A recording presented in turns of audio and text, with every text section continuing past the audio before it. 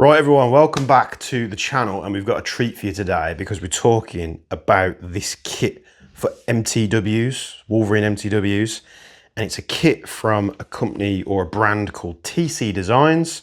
This one was sent to me by High Pressure Airsoft, so thanks to them. It did come in a nondescript box just wrapped in bubble wrap with some High Pressure Airsoft stickers, and that's literally just because this is the second time we're filming this because I found out some information after the fact. But this is a prototype, so it's not a finished article. Now, this kit will come as two options. You can purchase it as a kit, which I think it comes with everything here without the furniture. Or you can buy it as a complete gun, where it comes with everything that you need to run it, pretty much good to go. So the kit is about £800. And the full complete gun from High Pressure Airsoft is $11.49. So still a little bit cheaper than the MTW Mark 18, but you're getting something a little bit more interesting because every man and his dog's got a Mark 18 now. And you're getting something a bit more interesting because you've got a 416A5. So what I'll do is I'll go over a quick overview of this thing, and then we'll get the top-down camera because we obviously want to get this thing built and show you how it goes together in case you're buying the kit. So all CNC machined, Cerakoted, I think armor black is what they told me. You get the rail and everything fitted. I'm not sure in kit form. Again, this is a prototype, so details might be subject to change. You can go onto the High Pressure Airsoft website to find out more information, but I'm not sure if the kit comes as all the individual components or whether it comes like this and then you just have to put your MTW stuff in, but that should all be pretty clear on their website. Any questions, shoot me over to High Pressure Airsoft. I'm sure they'll be able to answer them. So like I say, machine upper and lower receiver. You've got a multi-position, I think it's 6 positions stock tube. The castle nut is obviously specific to the 416A5. It's a little bit different to your normal M4. You do have sling loops on the back here. QD points on the front like a 416A5. M-lock handguard. I think this is like a 9, 10 inch, I think 9.3, 10.3, something like that. So the only thing that I've got to compare it to is my Guns Modify 416A5, which I've built pretty much in the same setup. So you've got markings, you've got white for safe, red for fire, and then you've got a red with a 30 for auto or burst or whatever you set your MTW to. You've got an ambi magazine release, which can be actuated on both sides. You have a bolt release, which is only found on the left side. There is a dummy bolt release, like an ambidextrous bolt release on the right side, but it's fixed in place. It doesn't do anything. You do get a polymer dust cover as well. One thing I have noticed on this kit is the pins are very tight, but again, all this could be subject to change. This is just a prototype. So let me get something to punch this pin out, and then we'll take a little bit of a look inside. Now, the rear pin is really tight. The front pin is actually lovely and smooth. But again, this could be tolerance things that they're going to clear up with the production ones. They also said that with the production models, you're going to have proper packaging. So what that packaging will be, I'm not too sure. So the closest thing I've got to compare it to is my 416A5 build from Guns Modify. So this is just a Guns Modify 416 MWS. I bought it in its normal format, so it didn't have this stock, this grip, or this rail on. And then literally, I think this was like a TWI rail, which I found online. It was meant for the VFCs, but I took my old rail off and this went straight on. Now, the difference is that I see straight off the bat, obviously this coming from Guns Modify, we have more markings on here. We have the HK logo. We have the HK before the 416. We do have the caliber markings on this one. We also have like the proof markings, and we have 2 serial numbers. We also have markings on the top rail here for the numbers of the rail sections. And we also have the Heckler & Koch GmbH on the right hand side on the receiver. Ambi selector, as on this one, the selectors look exactly the same. The selector on this is just like an MWS, it's nice and clicky. On this kit, not as clicky, but it's quite positive where it goes into place. The magazine release actually functions quite well. I think it actually functions a little bit better than this one. Obviously this has a working ambi-bolt release because it's a gas blowback, but that's the closest thing that I've got to compare it to. So what we're going to do, let's not mess about, let's get this thing fitted. And like any other reasonable person that's doing things like I do, let me just get a tool over here. Just going to get a knife. You get sent a nice expensive kit to review, and I'm like, well, I don't really want to pull my Dig 2 apart to put the parts into this. I've got the Article 1, not really ideal. So I did what any other respective person would do in my situation, and that is a joke before people roast me in the comments, is I bought another one. So this was purchased, it hasn't been sent to me. Not that I'm reviewing the MTW, but purchased from the guys over at BZ. And I could have gone cheaper with it because you could put in like a billet. I think the billet, like the 10-inch billets, I think are the cheapest model that they do. Cheaper than the Article 1s even. But then I was like, do I order the billet? Because when I recorded this video first, I was kind of in the dark as what was happening with this kit. And then after speaking with High Pressure Airsoft, they said, well, if you want to keep it for a short while and, you know, use it in a couple of videos, any feedback, we could probably get to do some CQB with it. It's going to perform like an MTW, but maybe we can deck it out and it's just going to make for a better video. They do package these things really well, don't they? Basically, they said they're happy for me to just keep it for a bit. So this kit does come in 2 colour variants. You've got black and then you've got like the tan RAL 8000 style colour. I'll confirm what colour that is when it turns up. So they are going to be sending, I think he said, the full kit pre-built of the tan model. And then as that turns up, I'll do some videos on that, but that does have to go back a little bit sooner. So we will see how we go. So obviously with a prototype, if you do prototypes in anything, it's always more expensive. You know, at Jaeger Precision, we do prototypes all the time. You know, a part that,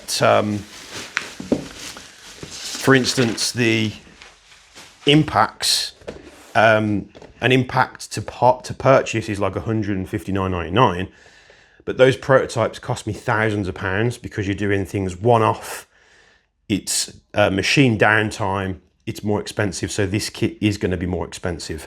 However, I didn't purchase a billet, so I hope they've not sent me one. I actually purchased a forged.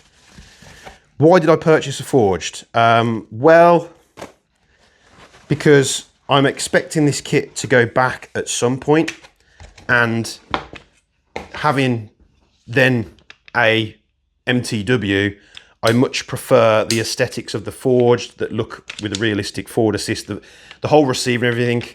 I mean, straight off the bat, the receivers are always loose on these, but much better tolerances on that, even though the pin's tight. So when this kit eventually does have to go back, I can put things back into this and we can build this out, and we'll do a build on the channel. And it's not money wasted on another billet that I don't really need. It's money wasted on a forged that I don't really need, but I'm more than likely going to be more interested in. Hopefully that portrays it. So forged, I think this is a 10-inch, whatever that is. You know, I got it with the basic stock and grip because all that's going to be changed anyway. They all come with orange flash hiders, but then the barrel is going to be the right length, so it will go to the end of the barrel. The first time I recorded this, I took the bits out of the Article 1. It wasn't really the best, so I thought let's redo it. But what I'm going to do, I'm going to get the top-down camera set up. We're going to fit this thing, and then we're back on the front-facing camera so we can try it. Now, I have made some improvements to my BB catch box, and since making the changes, nothing's come back out. But we'll find out today if that's the case, so bear with me. Right, so this should be a very straightforward job. This is a brand new MTW.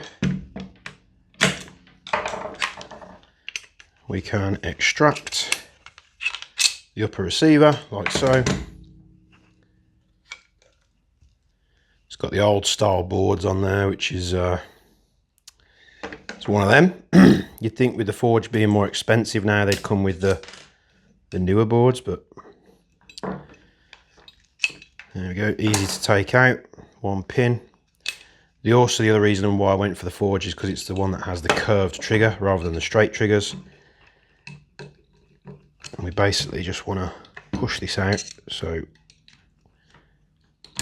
we'll push this to one side. The pins do like to get caught up on these triggers, so sometimes a simple tap with a hammer will just knock it out. I'm not tapping it hard, I'm just lightly tapping it. Out comes the spring. We put the selector on auto.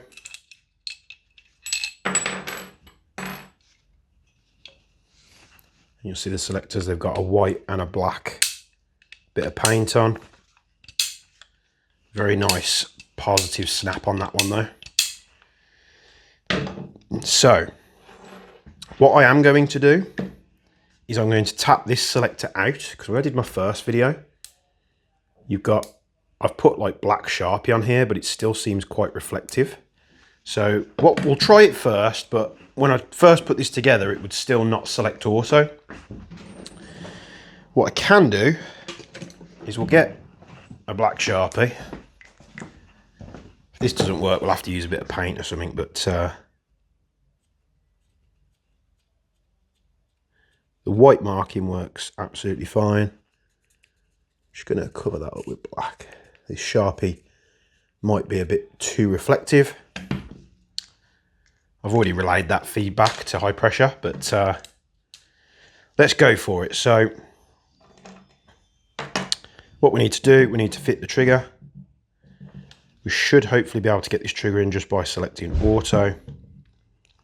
We'll put the spring just loosely on like that. And we basically just back the trigger under the selector.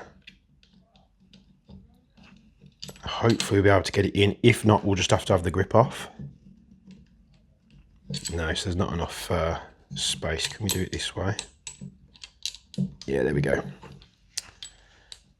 So when I tried it with the article one with the flat trigger, I did have to take the grip off to get the selector to move enough out of the way, because the flat triggers are a little bit longer. Right, with that in, I'm going to push this pin in.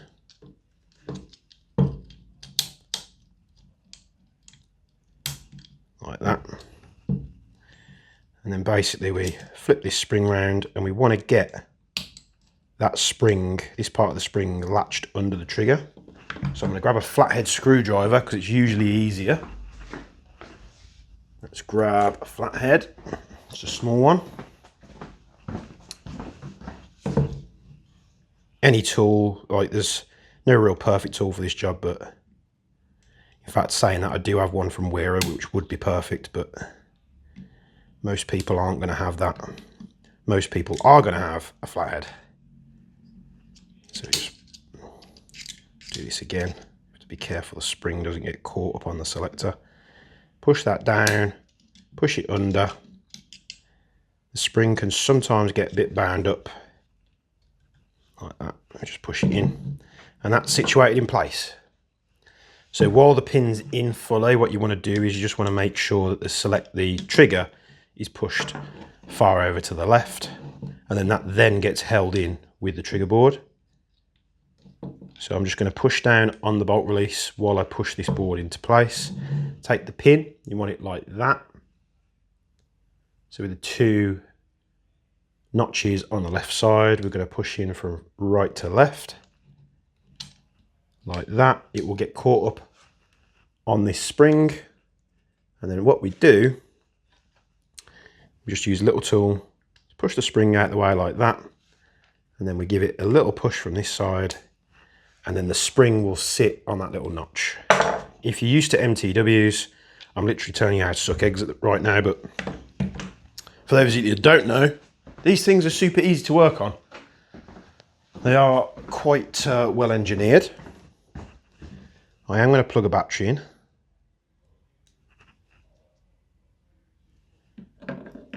Haven't used one of these old style boards for a long time. If it was me personally now, I would just fit a blink board. It's far superior. This stock tube getting caught up. Let's pop the board in first. Let that sit to the bottom, and then we can just push the battery in like that. Nice and easy. Having the leads in the back of the stock tube does make it easier for when you put the airline in. If you put in both through the grip, it does tend to get bound up. With the upper, just going to take a little tool, going to flip up the yoke like that, and we're going to disconnect it from the engine. Super easy to pull out. Same again, tool under this little black clip here, and then we want to push this all the way forward, hold it, push the airline through the back, but it's got some spring in its step, this one. These airlines are pretty resilient. There's only really one way to do it, which is like this, unless you take the front end off. Pull the engine out.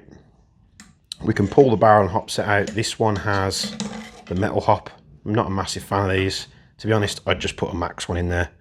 I do favour the Silent Industries one, but you just can't get them. With this feed tube, in fact, we'll pull it out first. I always get rid of these springs because it's just asking for trouble. Many people have argued with me about it in the comments, going, well, you know, everybody should just, you know, learn to press it and clear the chamber. But you're basically saying that your own safety and your eyesight, you're relying on other people to do that. And we all know not everybody does that. So I don't want to be that guy. I've seen it happen multiple times. You can see it in some of my videos actually, where Ben does it to one of the marshals at HC2. Thinks it's clear, moves the gun, fires it, shoots the marshal in the foot. So I'm going to pop this piece in here. I will pull that spring off in just a moment. That gets situated in. Take your two countersunk screws with a 2mm Allen key. This is the only tool that you really specially need, is a 2mm Allen key, and it's just for this part. Screw this in. Just make sure it's nice and snug. And we're going to try and pull this spring out. There we go. And I'm going to throw that in the bin. With that done, we can slide in our hop and barrel system. That slides in nice and easy. Slide this one in. Push it down all the way, rotate this to the side. In goes the airline, the springy airline. Pull that through. We're going to line this up in the middle as best we can. We're going to line up the notches at the front here for this clip. Push that in to hold the engine in. I always give it a little bit of a tap just to make sure. Make sure that is in the center, otherwise the yoke won't go in properly. Push the wires through, nice and easy. Yoke, I always go at the back first, and then I push the front bit in by the airline, like that. Again, nice and easy. We're just going to plug this in the back here. You should be able to see it. But it's going to be awkward for me to see what I'm doing. There you go. Plug that back in. It's super hot here. I can feel the sweat rolling down my face. Take our lower. Plug that in there. Take the airline through the grip. Fitting the feed tubes on this prototype, what I have noticed is normally without everything fitted, we can close this. I might just demonstrate that to you now. In fact, I'll do that after, because we're probably going to have to pull it apart for the selector. Once the feed tube's in, usually, it's got a bit of like resistance. So hopefully they can clean up this tolerance in the production models. Again, I'm only going to push the pin in that far because I think I'm going to have to pull it back out. We'll see. So we've got semi-auto, auto, there we go. Auto's working. So the first time round, I couldn't get it to work with this. However, a second round of Sharpie has worked just fine because we've now got auto. And it's as simple as that. So we'll get back on at the front facing camera and we'll take a look at this thing. We'll just shoot it a little bit. One thing I did notice previously is these 120 round magazines that come with the Wolverines, they don't like to go in. So the flat edge on this follower gets in the way. I did destroy my other magazine doing that, I can show you. Because basically what I tried to do is I tried to force it into the gun, which was the wrong thing to do. And you can see I've chewed up that follower. So what I would do, if you are using these magazines, I would just take a file and just round off that corner edge there, just so it gives something for the feed tube to slide against. Otherwise, these magazines, not so good. Now, the EPM1 goes straight in, no problems. Most people are going to use this mag. Amarok mag does seem to have gone in. Yeah, the Amarok mag goes in just fine as well. But the EPM1 is the smoothest, almost like the kit's been made for it. So let's get the camera set back up and we'll wrap this video up. But I think it's looking pretty tasty. Right then, EPM1. I'm not going to use a Vanguard because I don't really need that many rounds. What I will say is this tank and reg has been set up to run, I think it was running air tack lower. So I'm at, 130 PSI. You would not run this at 130 PSI. But instead of changing it, because I'm more than likely going to, well, who knows? I'm not going to change it. The reading's going to be hot, just so you know. In fact, there's going to be someone that moans about it, isn't there? So there's always one. Let's get the required tool. Let's turn this down so we can just bleed the air out. We are set to 50, 60, 70. We're going to go to 80 PSI. Thereabouts. I'm going to plug it up to our airline. And we are good to go. No leaks, semi-auto. Full auto. Obviously you'd set whatever settings you want on your MTW, fire rate, this, that, the other. I think that's still a little bit warm, but 2 5s. 1.2 joules, very consistent, but full auto. I had 1 BB come out then, which is better than 10. So the new backdrop kind of works. Now, this is where that spring would hold rounds in your hop chamber or in the feed tube. Turn the gun upside down. We could still fire 2 or 3 rounds. Obviously, with that spring out, we could just pull the mag out, the rounds drop out, and we just clear it anyway to make sure. But works pretty damn well, as you'd expect. It's just MTW internals in a new wrapper. However, let's put this together. Let's put it together. I think the heat's getting to me now. It is about 30, somewhere between 36 and 38 degrees in here. It's warm. For those of you out there that use the speckle units, it's probably like 250 degrees Fahrenheit. I really don't know. That's what we've come from. This is what we've gone to. I think there's just something so cool about the 416. It really is, in my opinion, the OG Ferrari of the AR world. It's one of them things. Most people are probably going to change the grips and stocks. Some of you might not. Being the 416A5, they have a slightly slanted magwell like an M4. The older 416s had a more straight magwell that come out like this. It's got the correct trigger guard on it. I'm hoping that when you buy let's say you buy the complete gun from High Pressure.